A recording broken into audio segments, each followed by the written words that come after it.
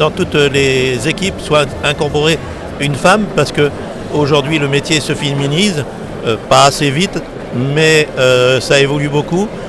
On a des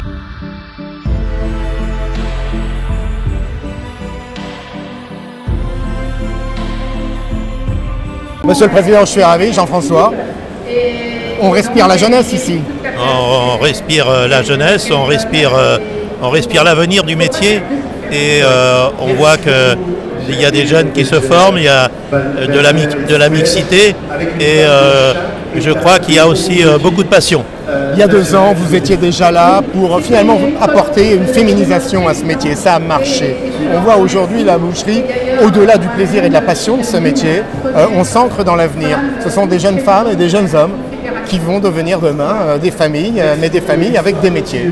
Oui, c'est pour ça qu'on a voulu, il y a 7 ans, créer ce concours ici au salon, parce que le salon, c'est vraiment le lieu de toute la filière, hein. On part de l'élevage jusqu'au bout. Et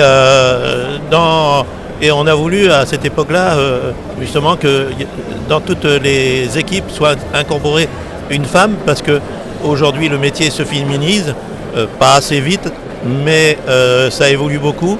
On a des jeunes qui se forment en apprentis, mais on a aussi des jeunes femmes qui sont dans des cursus de reconversion. C'est vrai. Et avec des vrais projets, même des projets d'installation derrière. Donc je crois que ça, c'est vraiment quelque chose de très favorable. C'est un esprit qui n'est pas que français, mais on aime bien aller chez notre artisan boucher ou bouchère, bien évidemment, chercher du conseil.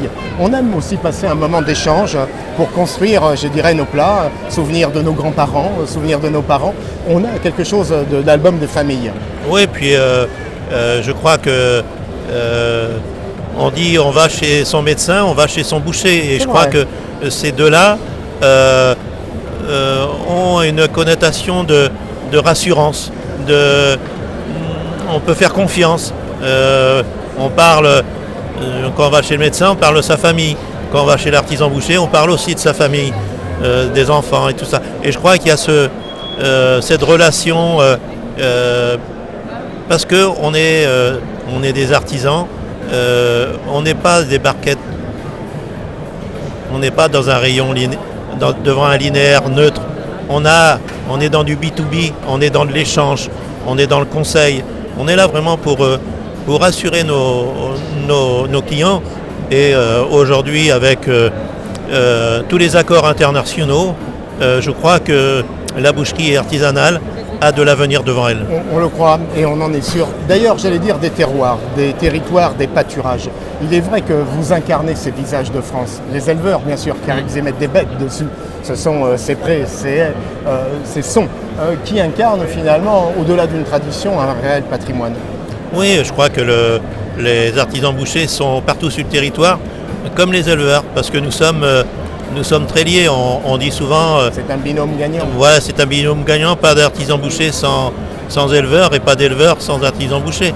Parce que les artisans bouchers ont toujours su rémunérer correctement les animaux, et je crois que aujourd'hui les éleveurs nous le rendent bien. On a toujours été en proximité, et pour le consommateur la proximité c'est important. Nous on peut dire que la viande dans nos magasins vient de 5 km, elle n'a pas traversé des océans pour venir, elle est vraiment tout proche.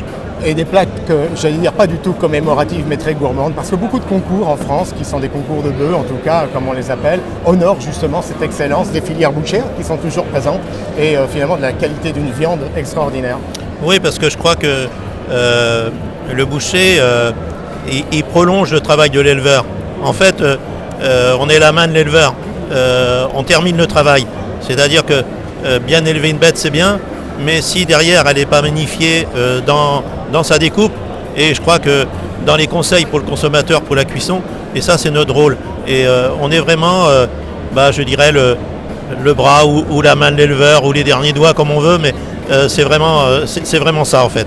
Bon, Jean-François, je voulais terminer par quelque chose de bien français. Ça ne sera pas cocorico, mais ça sera bon appétit. Merci beaucoup, et à vous aussi.